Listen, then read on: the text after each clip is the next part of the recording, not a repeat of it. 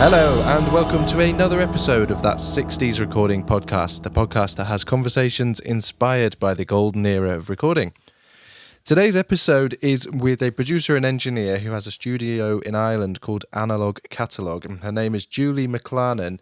And I've been particularly keen to speak to her because she's worked with some artists that I'm a fan of, but also because of her commitment to analog recording. There's not a screen in sight. And also she's had a very interesting sort of start to her career, if you like, where she studied, went to college, but then very quickly got a job at a studio and almost had an apprenticeship, which is not something you see too often these days. And that kind of, you know, a lot of engineers who are working now sort of just happened upon doing this or learned through experience, you know, just sort of bumbling forward. Whereas Julie's had a very kind of traditional background in engineering, and that's something that particularly interests me. You'll find in the episode she attended the George Martin recording course in Salford, and worked at a lot of quite well-known studios up in the north before finally finding her studio that she's currently operating out of. So yeah, it's been a really, really interesting episode. There's a lot of got quite a philosophical outlook, but all based in science. Less of a wishy-washy. It's very much of a kind of focused, experience-driven, but going with how do you explain it? You know, there's not a correct way to do anything, but there's a scientific way of working out what the best way of things to do is, and that tends to have a slightly philosophical approach as well. I'm not explaining myself very well, but you'll have to listen to the episode, and it's just fantastic. I absolutely love it. And we begin by talking about her early childhood and a particular experience that she went through that helped shape her ears and mentality towards recording. So we're going to dive right in. Julie McLarnon of Analog Catalog.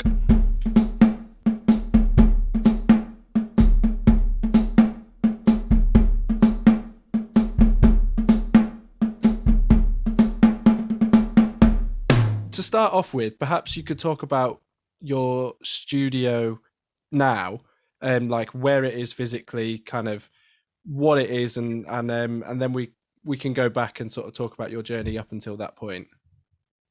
Okay, yeah, it's Analog Catalog is now in about 5 and a bit acres of land and old buildings. In the actual studio itself is in an old stone flax mill in the Mountains of Mourne, which is an hour from Belfast, an hour from Dublin. It's kind of Game of Thrones filming land.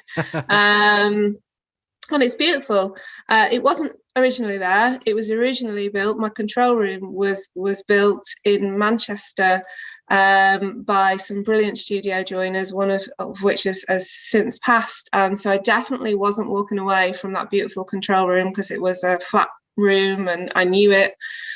So when I happened upon this building, my family roots are from here. I happened to be in the area and I happened to see this building going for auction.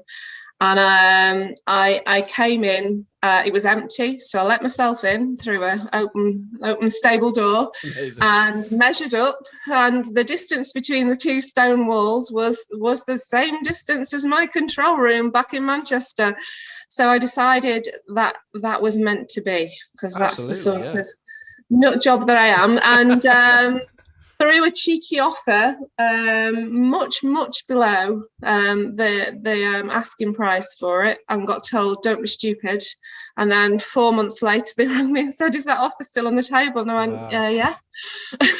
That's amazing. And without even really thinking. And that was when the hard work began. I had to get the remaining carpenter back in to help dismantle the control room and take 3 containers full of gear on the boats across to Sunny Island and build Analog Catalog 2.0, which is up and running now. And you know, and so it's all, I'll not have to do that again in this lifetime. So that's that. Was that fairly recently, last few years then? 2013. 2013 I saw this building, and 2015 we opened. So I spent 2014 building. Oh wow. Yeah. That's that's really and by cool. 2017 we were winning awards, so it was amazing. How do you find the stone walls? Do they make? I spoke to somebody recently in Australia who has a similar sort of space. It sounds like a farm sort of space, and he was talking about stone walls and how he likes the sort of the density of them, and that sort of impacts the sound of sound. Yeah, sound is all about absorb and disperse. That's all it is. That's what I have to think about all the time, is you need to just break it up or suck it up. So when you see stone and it's all original granite blocks, no two surfaces the same. Now, where the stone is, none of it's naked. It's all behind. It's a room within a room, but the treatments that are in front of it are the absorb, and then anything that makes it through the absorb is dispersed. Mm-hmm. So job done. And though it's a 10-meter long live room that I'm sat in now, I'm sat in a 10-meter long live room with massive cathedral ceilings, and it sucks and breaks. So it's a one pass system. You hit a snare at one end of the room, and the noise will travel to the other end of the room, but it will not slap and return. So it makes accurate miking possible. So that was having worked in professional studios, and I'm lucky. I went straight in at Strawberry Studios at 17, and even prior to that, from 16, I was taught by Bill Leader, who's an absolute legend. Yeah. So I'd worked in Strawberry, which was 10cc's place, and was a Westlake Eastlake design, and it had natural stone in it, it had shag pile carpets, it had mirrors at angles, and I'd studied acoustics. So I was all about the rooms, like literally throw me 4 SM58s and I'll still make a record, as long as I can work the space. So it was all about the rooms, which is the way studios used to be, like Sound City, like Abbey Road, like all of them, all the legendary ones. It was about, it didn't matter if you just went in there with a couple of £50 mics, it's the room that was singing. I suppose it's almost got lost with the sort of when everything got dead, basically, and as a sort of young person growing up, I was going into just dead studios essentially, and never even crossed my mind that a room would sound nice until you start hearing people talking about, oh, that's a nice sounding room, and you kind of think, well, what's that?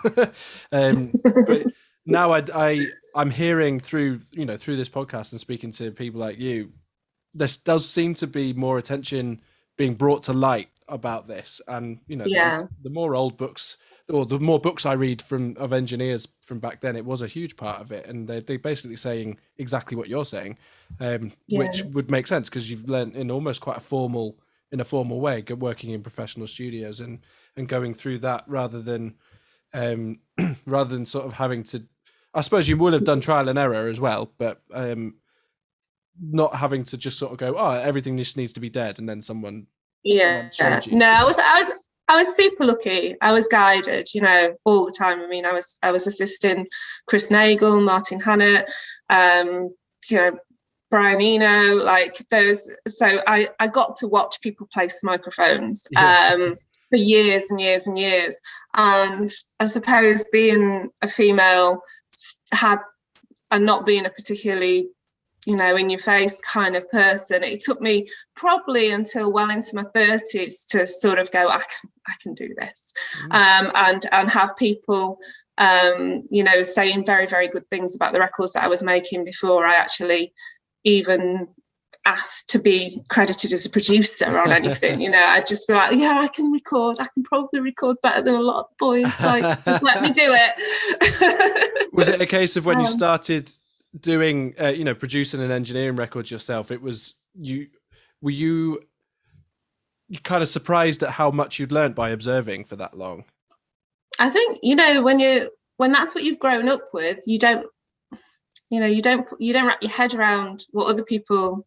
It's not until you're in a position where you're seeing people that are maybe older than you or should know more, and they're just doing stuff that you think that's not right. That's not, that's good. That's out of phase. That's not going to work. And I realised that when you have grown up in that professional environment, you're taught for a reason. The reason that you're taught is because time is money. And you can't get it wrong. When you are in your bedroom environment or you're in a demo environment, then you've got time, you're working, in a less pressure environment, where the reason that they would train at Abbey Road or they would train at Trident or they would train in Strawberry was because you had to get it right first time. You had to look at a cello, throw your ear around it, know exactly where to place the mics and move on to the next instrument. You can't spend half an hour walking around, trying various things, or even an hour trying various things. You have to get a great drum sound in 40 minutes max, not 3 weeks. So, you mentioned about miking. I was going to ask right in the deep end, what are you looking for? Obviously now you might be working on sort of experience, but if you were just going on purely ears, which I suppose you probably do as well, what are you looking for? What are you listening for when you're, looking at miking up an instrument for the first time? So maybe something either unusual or even just something quite standard. What's your approach to the sort of steps that you take when you go to mic something up? Looking for what beauty it's putting out and where that beauty is landing. So, for instance, any wooden instrument, say a violin, this is the same for an acoustic guitar as well. I will get down with a guitar. I'll get down on my knees and crawl around the guitarist. If it's a violin, I'll walk around, making them feel highly uncomfortable, also kind of like sniffing the back of the neck, because the better the instrument, the more likely that it'll be putting out a lot of beauty out the back, because it'll be, if it's a good quality instrument, it'll have had just as good wood used in the rear of the instrument as in the front. And so I'll multi-mic all the time. I'll always multi-mic, but often the reason I'm getting that sweetness is because I'm miking around the back as well as around the front. And in miking around the back, I'm finding the sweet resonance around the back. I can then blend around the back and around the front in. So if like on a bowed instrument, if you're only operating around the front, you're going to get a lot of the scrape of the bow, and that's going to determine then your compressors. What's that going to do to that? Your compressor's going to be picking that up and throwing it all over the place. And so if you can blend onto two channels the sweetness but without the scrape from around the back, and then take some of the elements, say, hey, it's a violin, take some of around the front, then blend those two together, and then throw the compressor throw those down to one track of tape, throw the compressor over that, you've got way more control over the overall sound.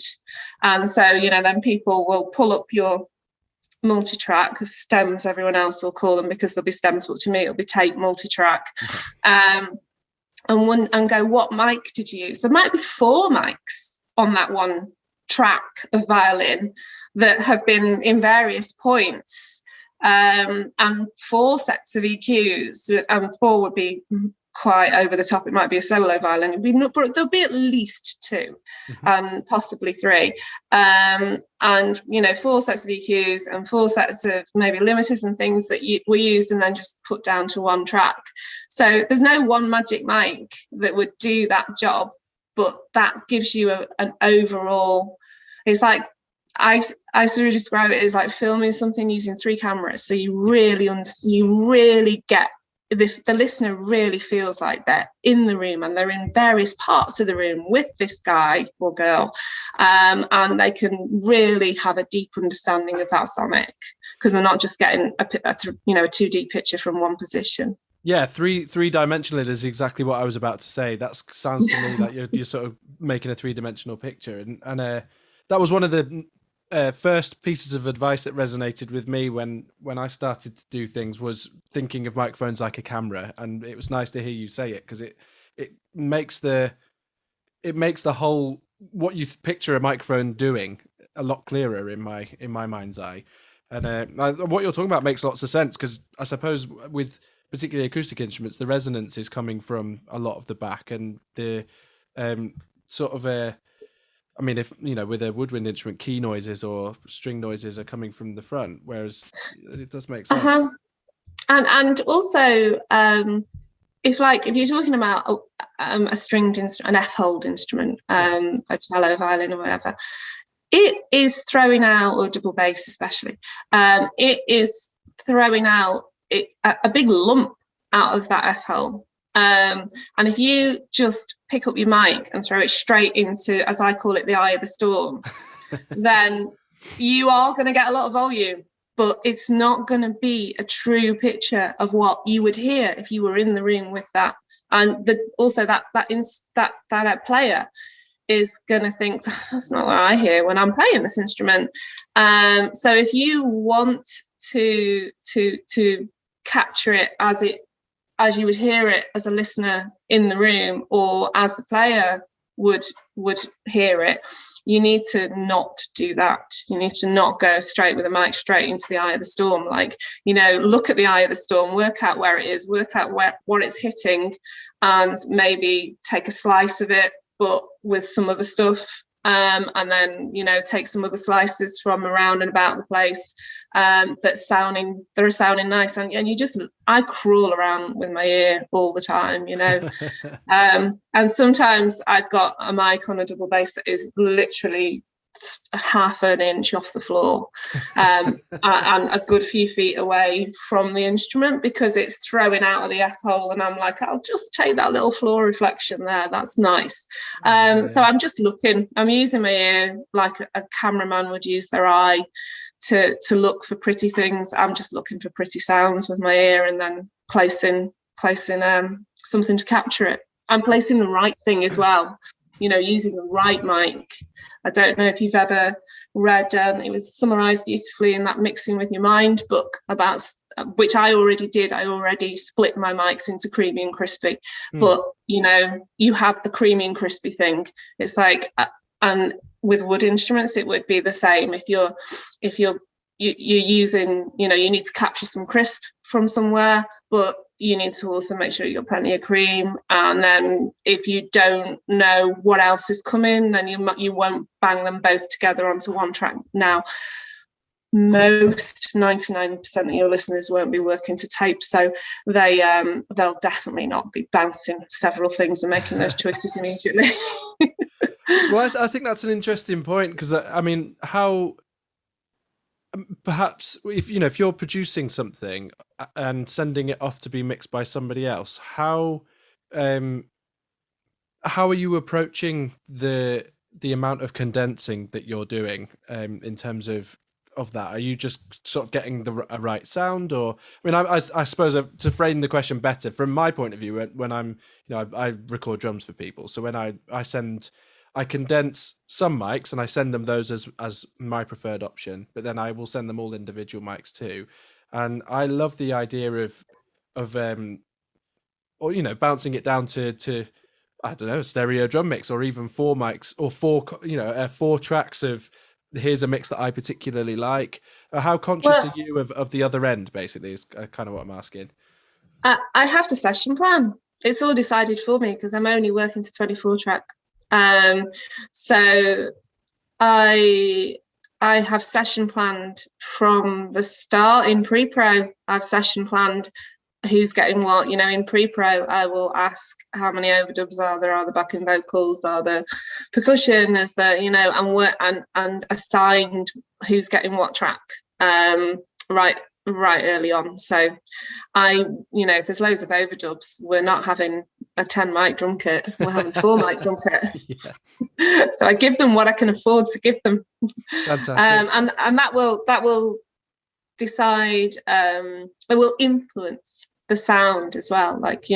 You will, if somebody, because you then have to make a decision of, like, it is possible to do a 10 mic drum kit and loads of overdubs, but you will have to then start bouncing down, which means you're going to need longer. You're going to need to throw the band out, you need to do sub mixes, and you're going to have to bounce that down to 4, and that's going to have to be decided, and you've got to then explain to them that's not you can't undo that, and now we're going to go over the original 10. And that would have been the way even when I was coming through, that would have been totally acceptable. And in the world of analog, people would have been right. Yep, this is our mix now. Let's go over those other tracks, the mics. In this day and age, they look horrified at you if you said, I'm going to go over the snare drum mics now. You're never going to see them again.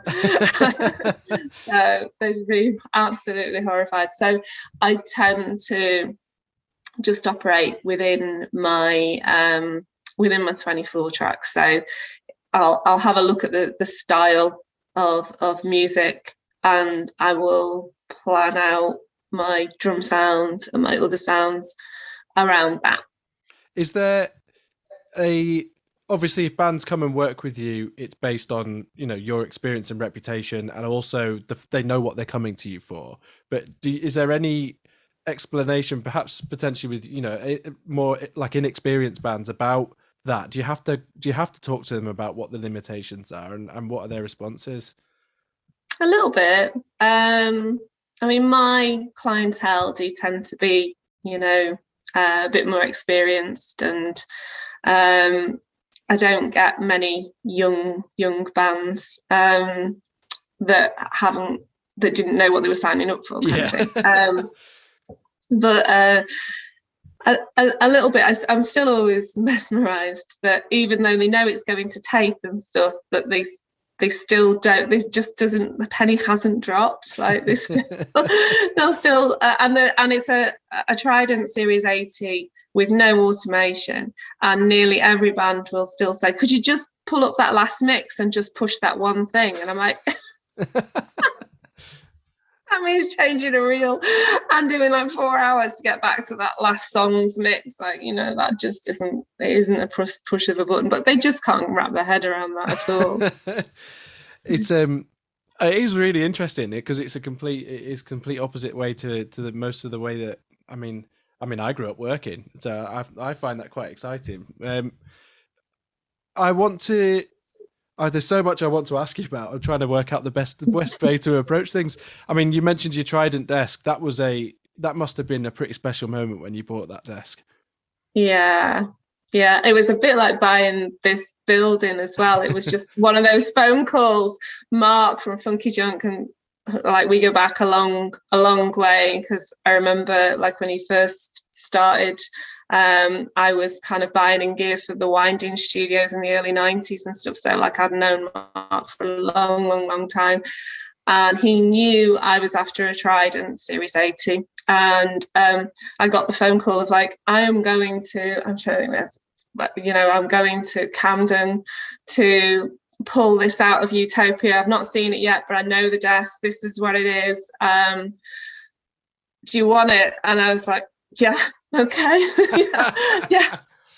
yeah, I'll just put it on my credit cards and I'll worry about it. I'm like literally reading out 5 credit card numbers, a couple of grand on that one, a couple of grand on that one, like just maxing them all out, and then went and got a proper loan like a couple of weeks later to consolidate it all before the bills came in.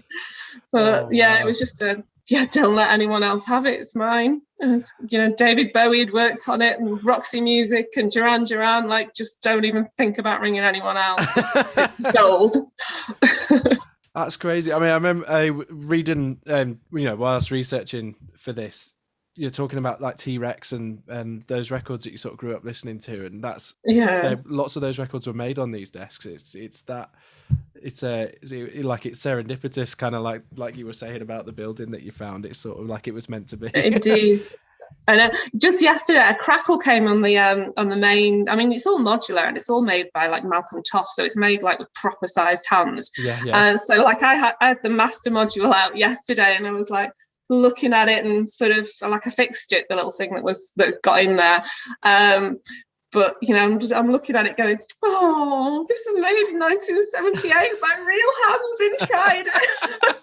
Just giving it a little sniff. I love it. I spoke to Malcolm last year for the podcast, and he's such a lovely chap, and I do love that idea. I mean, I've actually going off on a tangent here, but this morning I got an Alice 828 little console that used to belong to a drummer back from the 60s called Bobby Graham, and it very, very similar. I took it, I opened it out because it needs a heck of a lot of cleaning doing to it, and I was just inspecting it, and there's a handwriting on the back of it. It says July 21st 1983, and someone's signature. I just loved the idea that all of it was soldered by somebody in where was it now, Windsor, and it's just really cool. All of that stuff is really cool. There's always like little handwritten notes in telling you the channel numbers, all just written in tiny Sharpie and stuff. You're like, oh, you don't get this with Behringer. No, no, you don't. It must feel quite special when you're making records.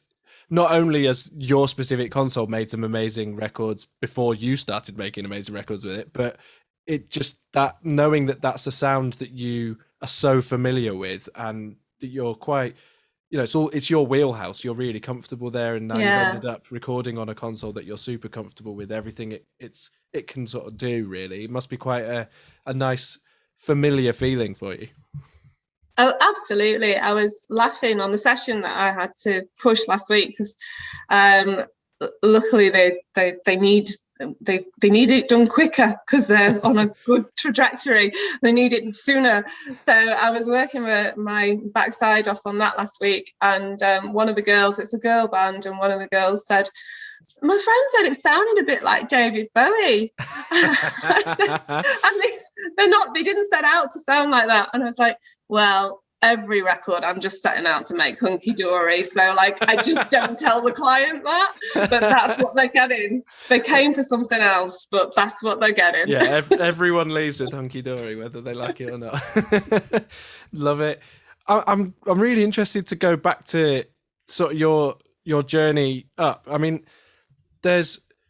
you speak in your biographies a lot about a period of time that you spent in hospital listening a lot, and how that gave you a good sort of almost trained your ear inadvertently to what you're doing now. How what was that period like for you, listening a lot, and what were you aware of in terms of what were you thinking about when you were listening? Were you thinking, I love the sound of these records, or were you just enjoying the music, or what? If you could talk through sort of that period of your life. Well, that period of my life was from I was like 5.5 till I was 12. Wow. So it's when you're supposed to be in primary school, and it's when your brain's a complete sponge, and you just want to know everything, and you want, it's when your little fingers are in everything, and you want to know everything. And I was basically starved of information because I was in hospital, and I had no books. There wasn't even television, so I only had. I was certainly before children. It was like in the 1976 to like 1982 or something, and it was there was nothing to look at, and a lot of the time I was on my own, and I just had the radio, so I had nothing else that I could do apart from listen to the radio. And after hearing a song for the umpteenth time, you start just having to look for more and more and more things in it. And then I just realized that by the time I was finally released, I looked at the backs of records. I could name which studio, which engineer had made records before anyone told me. Like I was like, oh, that was definitely done at Trident. That's a Visconti. Oh, yeah. That's definitely, that's a Stockakin and Waterman there. You can tell, like before they'd even say who'd on the radio who it was. But I'd analysed everything, so that I think at the time I was about 13, I could tell you an SSL from a Neve, and just became kind of, autistically obsessed with consoles and gear. And so the first thing I did when I was kind of able to do stuff was I was obviously playing synths and playing guitar, and got myself a Maplin account and started just soldering things and breaking all the things in the house and circuit bending them before that was a thing. So I just became obsessed with that, and then my life just turned into that. I went straight out of school. The few bits of school that I did do, 2 or 3 years, my children, I'm always like, would you go to school? It's really important. And they just roll their eyes and go, you didn't, and you're fine. Isn't do as I say, not as I do. Yeah. I think that's potentially something that is difficult. Again, I mean, not to rubbish everything that's happening now, but you tend not to listen to a lot of things over and over and over again. And that's something that people's attention spans certainly either they are shorter or they're judged to be shorter by the sort of media that is put in front of them. I think I wouldn't wish what happened to me on anybody, but I think that my brain should have been taking in books and other information and language and all sorts of and social cues and all sorts of stuff, but it wasn't able to access any of that. So I just started playing games with myself of just like, right, in the next record I'm only listening to the toms, and like just to keep myself occupied. But then I realize now, like I'll sit and teach people that and realize that they've never done that in their lives. Like they've come out with a master's in music production from wherever, and I'm like, right, we are just going to listen to snare sounds, and this is, I'm going to put on all these various records, and you are not allowed to let your ears go to anything else other than the snare sound for these next 5 records.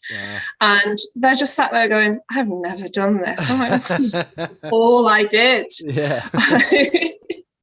That's it's really interesting. I do find that really interesting. I almost want to put a pin in that for a second because there's something I want to come back to about that. But so from at what point did you decide that, because you went to Salford, was it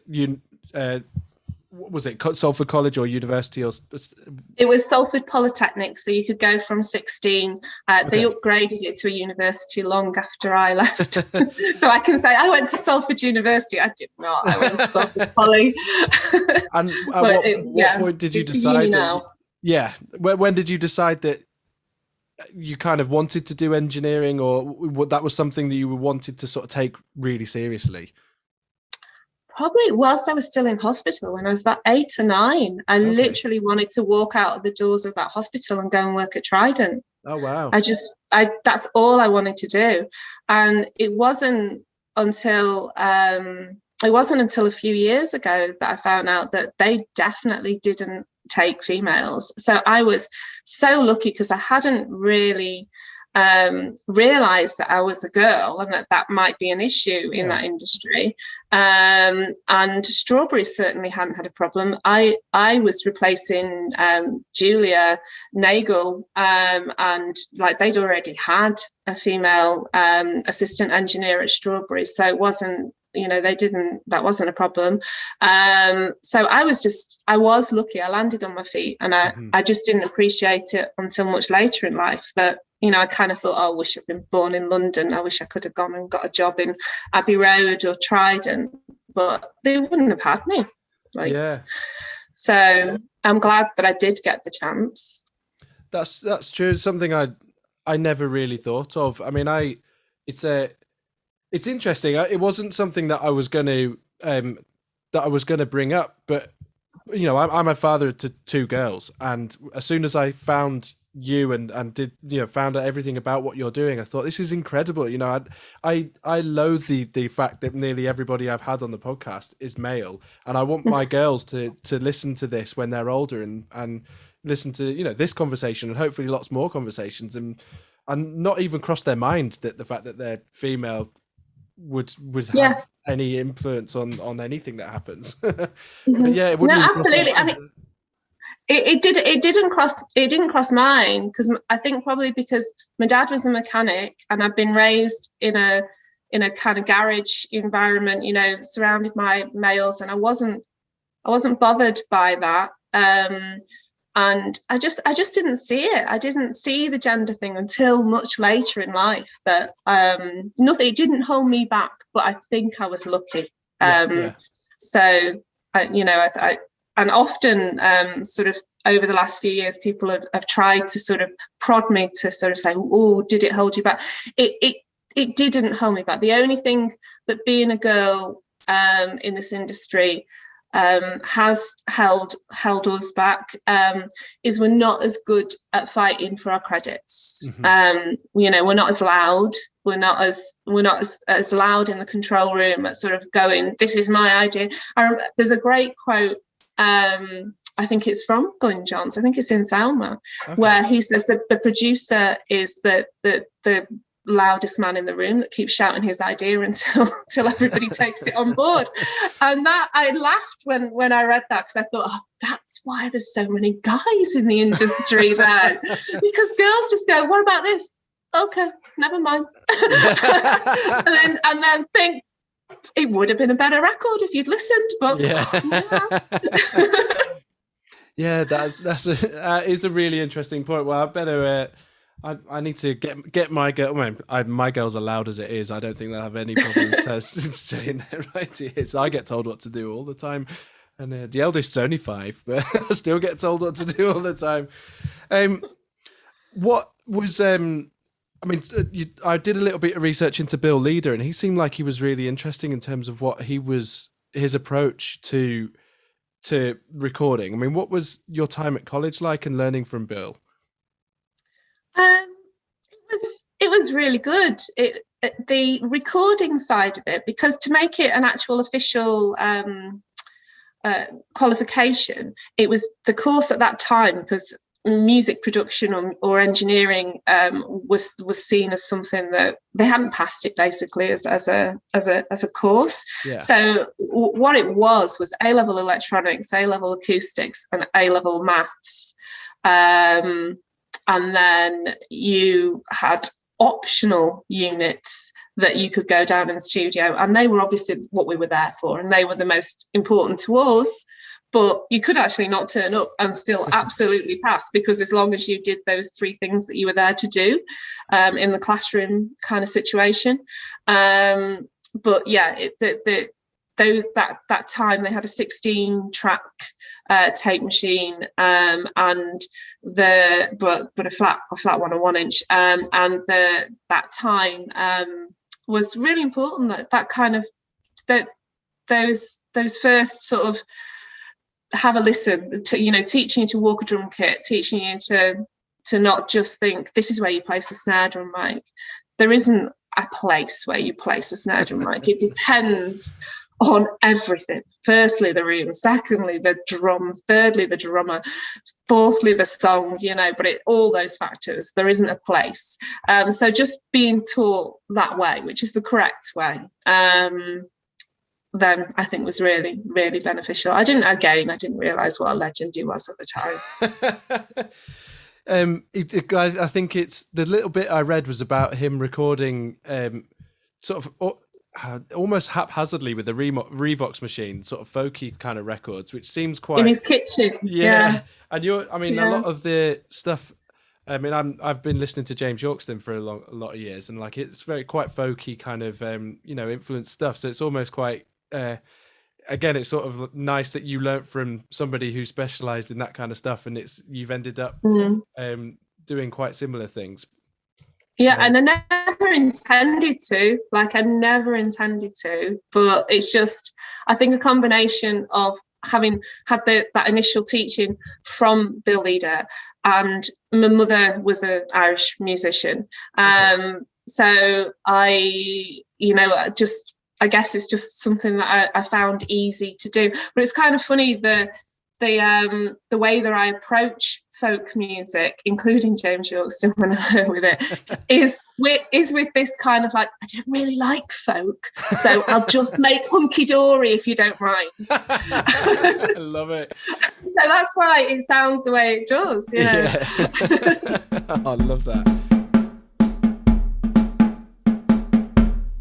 So there we have it, part 1 of my conversation with Julie McLarnon. I hope you enjoyed that, and I hope you're taking lots of notes. I do advise you to go and check out the analog recording film that was put together by Julie. We talk about it a bit more in the second episode.